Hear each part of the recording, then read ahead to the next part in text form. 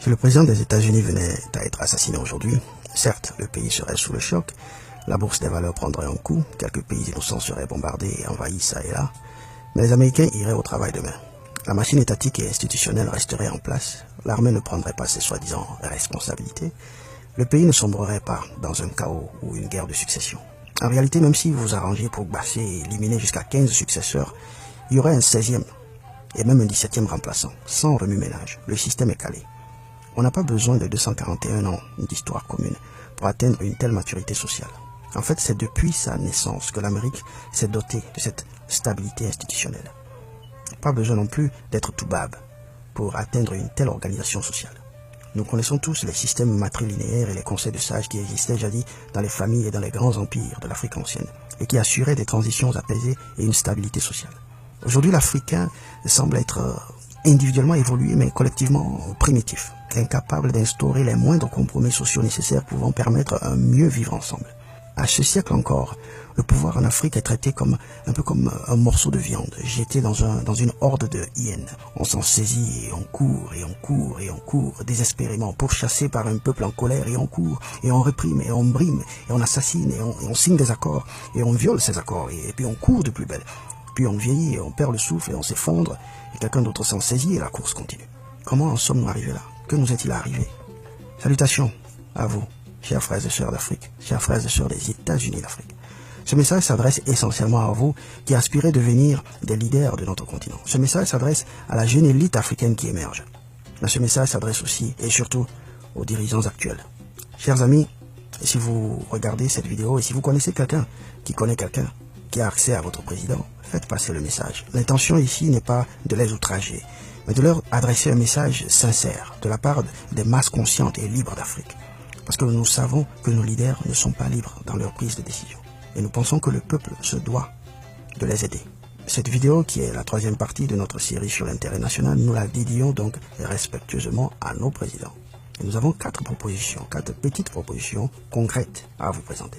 1. Communication. 2. Propagande. 3. Pouvoir collégial. 4. Action conjuguée. Chers présidents africains, nous savons que vous n'êtes pas des idiots. Nous savons que vous n'êtes pas des incapables. Gouverner une nation africaine est l'une des tâches les plus coriaces au monde. Il faut en être capable. D'ailleurs, un de vos aînés n'a pas hésité à le dire clairement. Je commencerai par dire que ne dure pas au pouvoir qui veut, mais dure qui peut. On vous a souvent accusé de ne poursuivre que vos intérêts personnels. Mais qui, sur cette planète, peut honnêtement affirmer qu'il ne vit et ne travaille que pour l'intérêt des autres? Celui-là serait non seulement un menteur, mais un menteur dangereux. Vous avez le droit de poursuivre votre intérêt. Il faut seulement que vous arriviez à bien discerner ce qui constitue réellement votre intérêt personnel. Nous savons que vous gouvernez avec un fusil sur la tempe. Nous savons que l'oligarchie occidentale vous impose des marchés et des choix ridiculement suicidaires. Les masses africaines le savent. Ce n'est pas la peine de le cacher. En fait, il n'est pas dans votre intérêt de cacher les chantages qu'on vous fait, de cacher la vilainie de ces peuples dits civilisés. Il faut les exposer au grand jour. C'est là votre premier bouclier. Et c'est là notre première proposition. Communication, communion, connivence avec vos peuples. La stratégie favorite des preneurs d'otages, que ce soit avant ou après l'enlèvement, c'est d'isoler la victime de son groupe d'appartenance. Chers présidents africains, ne vous laissez pas isoler. Ne devenez pas étrangers à vos peuples. Vous êtes des employés du peuple. Rompez le silence. Rendez compte au peuple des chantages indécents que vous inflige ces prédateurs de l'oligarchie occidentale. Révélez à la face du monde les menaces barbares que ces gens décivilisés vous profèrent. Nous étions dans un pays, si nous voulions affronter ces organisations internationales, si nous voulions affronter des multinationales pour mieux négocier le prix de l'or, le prix du coton, il nous fallait un consensus national. Nous avons vu, quand il y a eu des velléités, nous avons senti que cela pouvait conduire jusqu'à la limite, à la chute du régime. En termes clairs, notre président Alpha Konaré nous dit ici que s'il avait poursuivi les intérêts de son pays, les barbares l'auraient tué. Africa finds herself in a catch-22 situation, you see.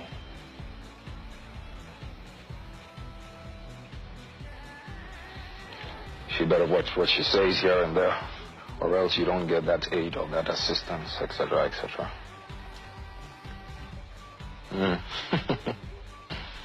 What kind of blackmail is this?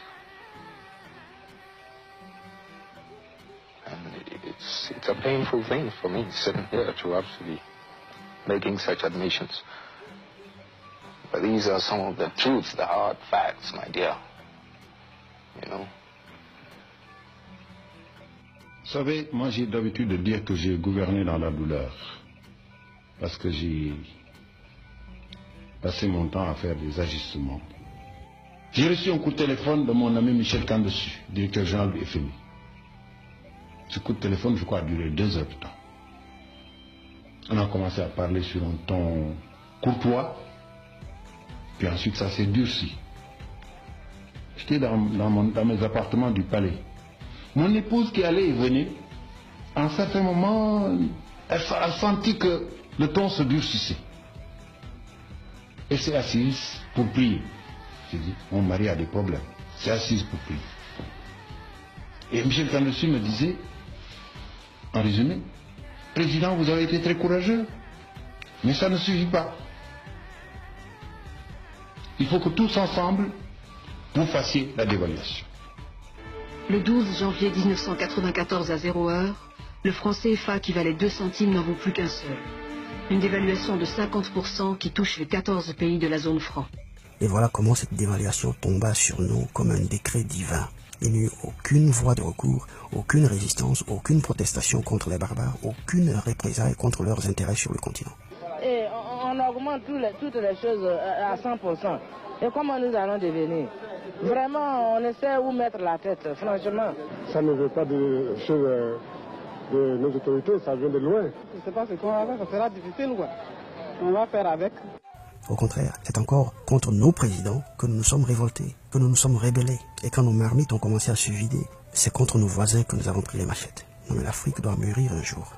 Votre Excellence, M. Abdou Diouf, vous n'étiez pas obligé d'accepter ce chantage. J'ai le dos au mur.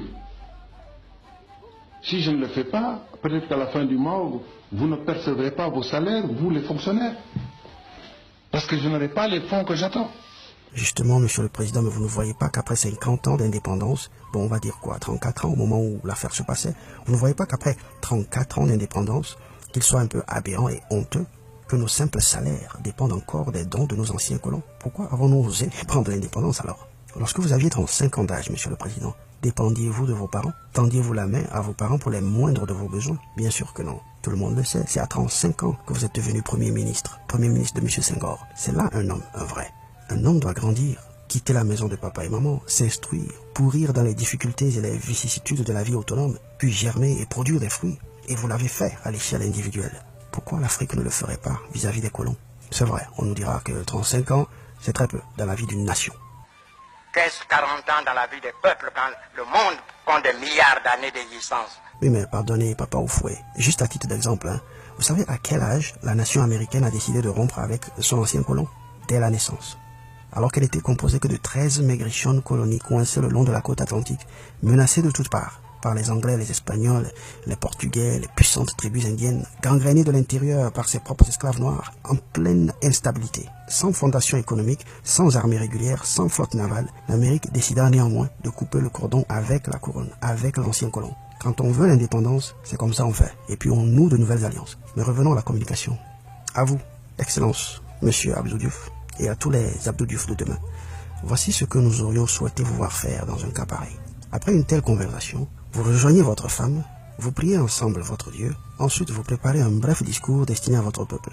Le lendemain matin, vous larguez l'information, vous leur révélez le chantage qui pèse non seulement sur vous, mais qui pèse sur toute la nation sénégalaise, sur tout le peuple africain. Vous serez émerveillés par les sacrifices dont le peuple africain est capable. Un peuple bien informé est un peuple déjà libre. Chers dirigeants africains, ne vous isolez pas. N'affrontez pas la France, n'affrontez pas les multinationales en cavalier seul. Soyez de connivence avec vos peuples. Allez au combat avec vos peuples. Rendez compte à vos peuples. Rendez compte à vos peuples de vos pourparlers avec les colons. Vous n'êtes pas obligés de vendre les terres riches du continent, peu les morceaux de vos terres et de les hypothéquer, les donner à la France et à la Chine pour des durées de 30 ans, 50 ans, 100 ans, rien que pour avoir 12 mois de cash. Dites au peuple qu'on vous menace, dites aux médias nationaux et internationaux que ce monsieur vient de me dire que si je ne lui donne pas ce marché, demain je suis un homme mort.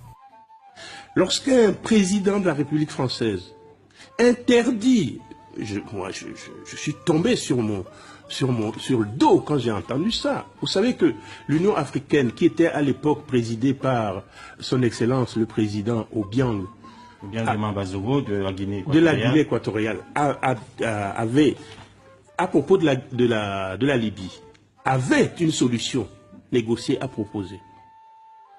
Ils ont formé une délégation pour y aller. Et Sarkozy leur dit, je vous interdis de monter dans l'avion, parce que si vous passez l'espace, je vous flingue. Et bien ça s'appelle de l'irrévérence, c'est de l'irrespect. On ne parle pas comme ça à des pays qui sont souverains. Et qu'on voit la barbarie des gens civilisés. Le peuple sortira en masse, le peuple fera du bruit, et la diaspora fera l'écho. Le monde entier sera au courant et témoin de la barbarie des hommes civilisés. Ne l'oubliez jamais, le peuple est et sera toujours plus fort qu'un seul de ses fils. Mettez le peuple de votre côté. On nous dira, oui, c'est naïf, et ça va à l'encontre des règles de la diplomatie. Mais qu'on nous dise qui a établi ces règles de la diplomatie et à qui profitent ces règles. Si ça ne nous arrange pas, ça ne nous engage pas. C'est d'ailleurs ça, la morale de ces barbares. Deuxième point, la propagande. Très brièvement, cher président, nous ne voudrions pas abuser de votre temps précieux. Le point que nous voudrions faire ici, le voici.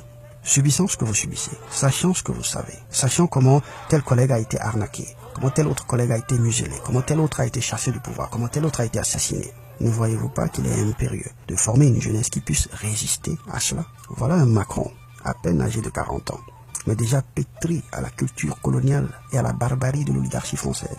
Le défi de l'Afrique, il est totalement différent, il est beaucoup plus profond, il est civilisationnel aujourd'hui. Il nous fera les mêmes chantages. Il envahira s'il faut envahir, il tuera s'il faut tuer. C'est ça la moralité des Bourgs. Il pérennisera l'héritage de De Gaulle. Et il le fera de manière plus audacieuse, plus vicieuse, parce qu'il est le fruit d'une évolution. Chaque génération est une évolution de la précédente, à condition qu'elle soit bien entendu conditionnée pour l'être.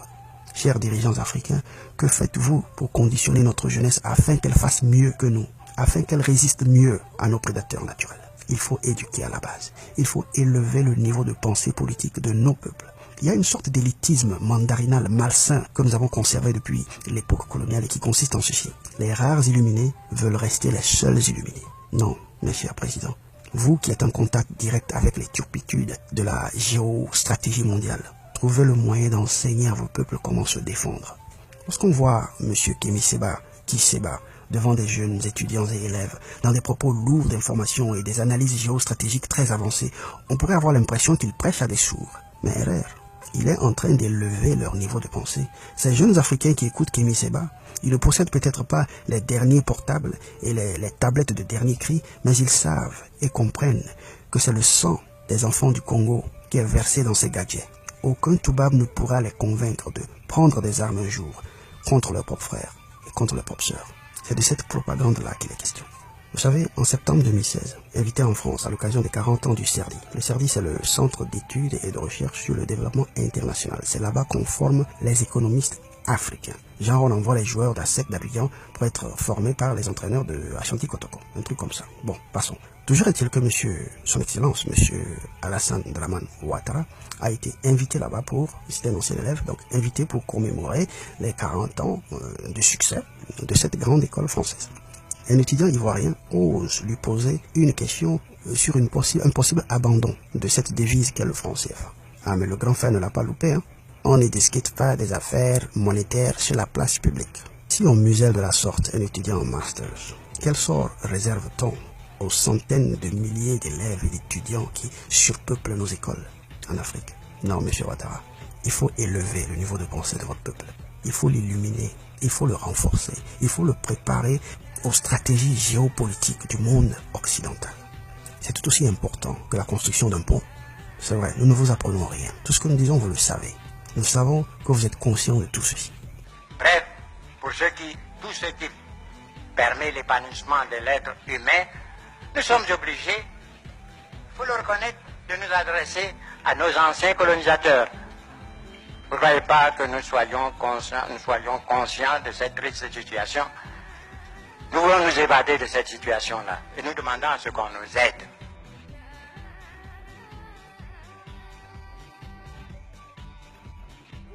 Nous savons que vous n'êtes pas libre de vos actions, que les multinationales vous tiennent en laisse et vous menacent parfois de mort si vous ne servez pas leurs intérêts.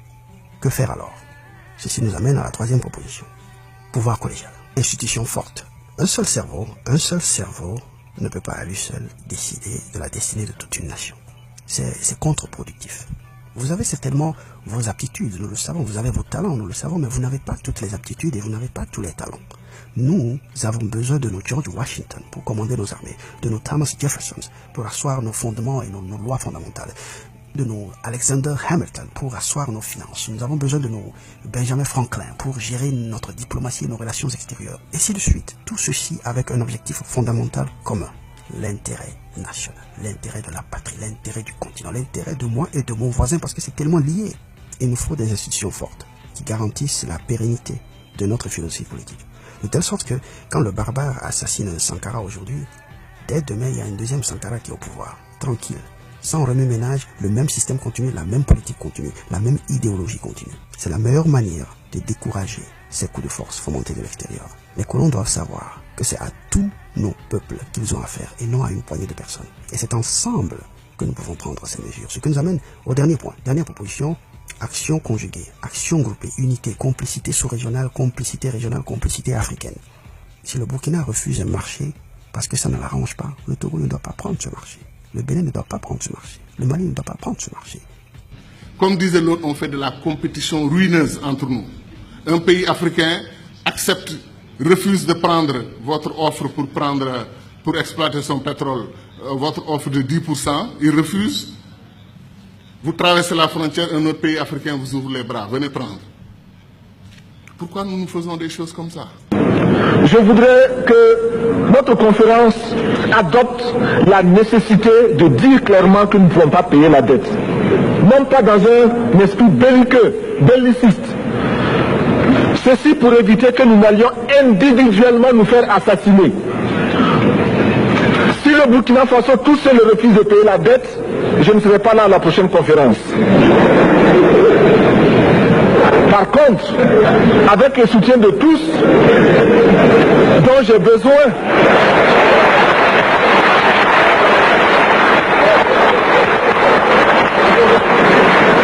avec le soutien de tous, nous pourrons éviter de payer. Pour finir, chers leaders actuels et futurs de l'Afrique, nous voudrions que vous sachiez ceci.